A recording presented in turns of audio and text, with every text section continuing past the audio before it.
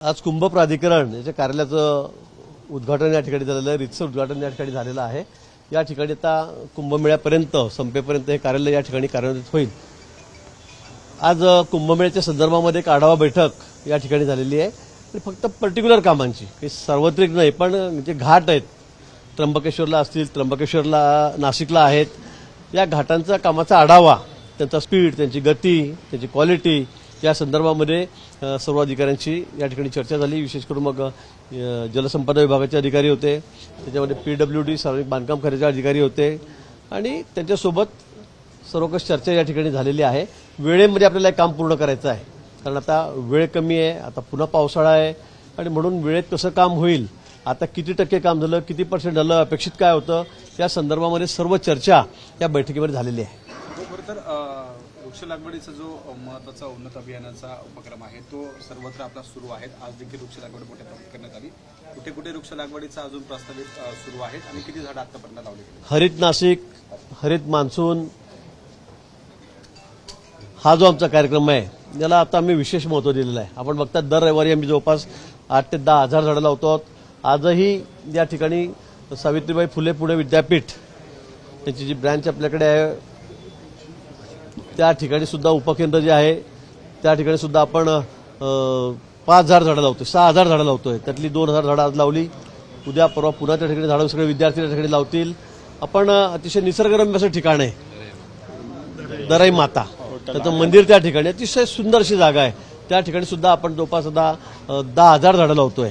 त्यातली 4 ते 5,000 झाडं आपण आज या ठिकाणी लावली आहेत. जसं 8,000 झाडं आज आपण या ठिकाणी लावलेली आहेत. त्याचा संकल्पही केलेला आहे, झाडाच्या ठिकाणी आणून ठेवलेली आहेत. दर रविवारी आपण हा कार्यक्रम या ठिकाणी घेणार आहोत. प्रत्येक रविवारी मी 8 ते 10 हजार झाडं, अतिशय मोठी झाडं, चांगली झाडं आणि देशी झाडं ही या ठिकाणी लावणार आहोत. आमचा जो संकल्प आहे हरित नाशिक, हरित मान्सून, उन्नत नाशिक, ही जी संकल्पना महापालिकेची आम्ही या ठिकाणी मांडलेली आहे आणि सगळ्या नाशिककरांचा याला पाठिंबा आहे. आज आपण बघितलं असेल दराई मातेला तर त्या ठिकाणी हजारो विद्यार्थी, हजारो तरुण त्या ठिकाणी या कार्यक्रमामध्ये सहभागी झालेले होते. म्हणून मला असं वाटतं की लवकरच नाशिक शहराचा आम्हाला चेहरामोहरा बदलायचा आहे. मग नाशिक शहरातले रस्ते असतील, आमची गोदावरी माई असेल, त्या ठिकाणी झाडं लावण्याचा उपक्रम असेल, सगळ्याच गोष्टी, घाट असतील, अतिशय सुंदर, स्वच्छ आणि सुरक्षित नाशिक आम्हाला या ठिकाणी करायचं आहे. गोदावरीमध्ये मोठ्या प्रमाणात सांडपाणी अजूनही मिसळत आहे, तशा पद्धतीने गोदावरीच्या सांडपाण्याच्या बाबतीमध्ये खरं आहे, एवढी पवित्र अशी आमची नदी आहे, ती आमच्या नाशिकची ओळख आहे. पण या ठिकाणी खरं आहे सगळं गावातलं सांडपाणी नदीमध्ये जातं आहे, काही इंडस्ट्रीचं पाणी, केमिकलयुक्त पाणी त्यामध्ये येतं आहे आणि म्हणून जवळपास 2,000 कोटी रुपयाची आपण STP आपण प्लॅन या ठिकाणी घेतलेला आहे, सिवरेज ट्रीटमेंट प्लॅन. आणि आता सगळं जोडणी सुरू आहे. मला वाटतं अजून 4-1 महिने लागतील पूर्ण होता 4-6 महिने लागतील.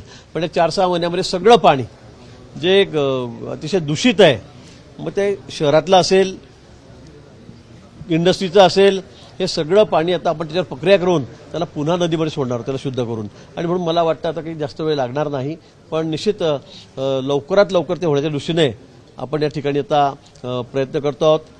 ठेकेदार या ठिकाणी रात्रंदिवस काम करत आहेत, आम्ही त्याचा फॉलोअप घेतो आहोत. आमच्या महापौर आहेत, त्या कमिशनर आहेत, उपमहापौर आहेत, सर्वजण त्या कामाचा पाठपुरावा आम्ही करतो आहोत. मला वाटतं 80% शेतकऱ्यांचा प्रश्न सुटलेला आहे.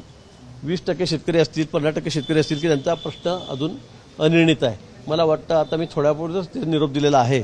तिथे जाऊन पुन्हा मी गायकऱ्यांची भेट घेईल, जे उपोषणाला बसले शेतकऱ्यांची त्या ठिकाणी जाऊन भेट घेईल आणि काय मार्ग काढता येतो तो आपण निश्चितपणे काढू. पण 80% जवळपास आता या रस्त्याचा प्रश्न संपलेला आहे. तो काही राजकीय प्रश्न आहेत. जंतर मंतरचे आंदोलन सुरू आहे, त्यांना मोठा पाठिंबा मिळताना पाहायला मिळते. मुंबईमध्ये उद्धव ठाकरे हे स्वतः त्या ठिकाणी मैदानात उतरलेले आहे. कसं बघते या आंदोलनाकडे? काय आंदोलनं सुरू असतात, अनेक आंदोलन होत असतात, चालू असतात.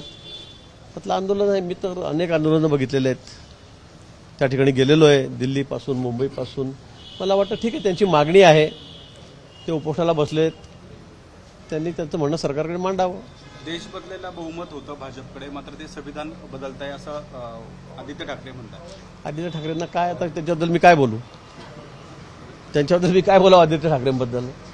आता स्पष्ट बहुमत आमच्याकडे या ठिकाणी आहे. 2/3 बहुमत पार्लमेंटमध्ये आमचं त्या ठिकाणी होतं आहे. राज्यामध्ये तर त्यांचं काय, तुम्हाला माहिती आहे त्यांचं काय राहिलं काय नाही राहिलं म्हणून.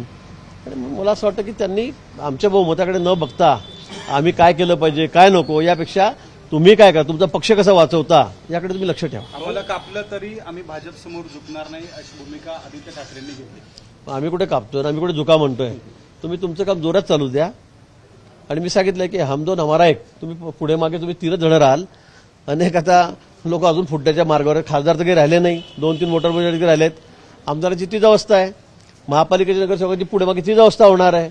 आणि म्हणून आम्ही तुम्हाला काही म्हणत नाही पुढे झुका का मान कापा. आम्ही काही कापत नाही, आम्ही काही करत नाही.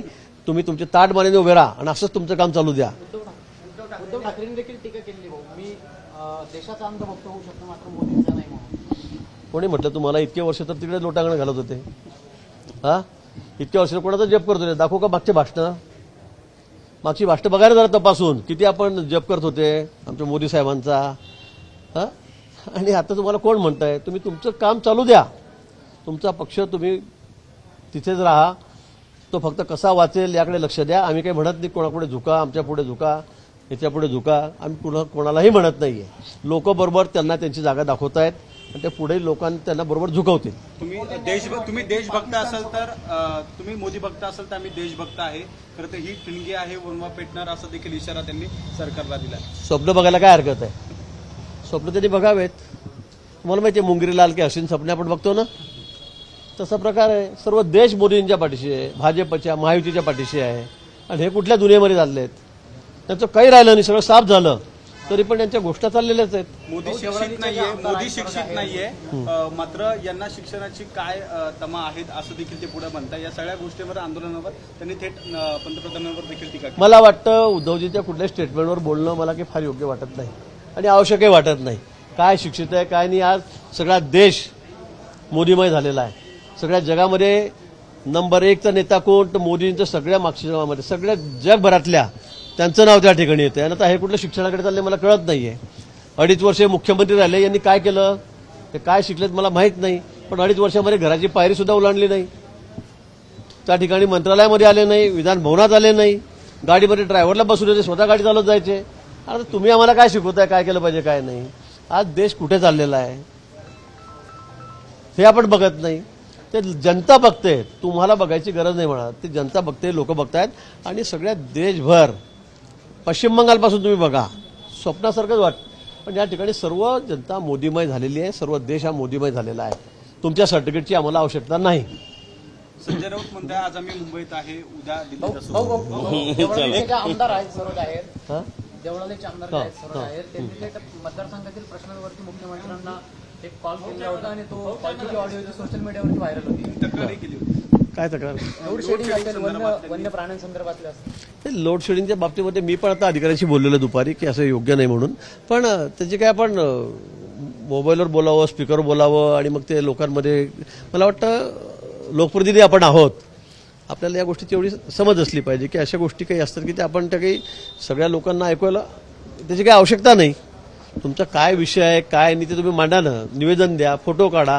पण अशा पद्धतीने मुख्यमंत्री तुमच्याशी फोनवर बोलतायत आणि तुम्ही स्पीकरवर ते सगळं रेकॉर्ड करून लोकांना ऐकवतायत, मला वाटतं हे काही योग्य नाही. एबीपी माझा, उघडा डोळे बघा नीट.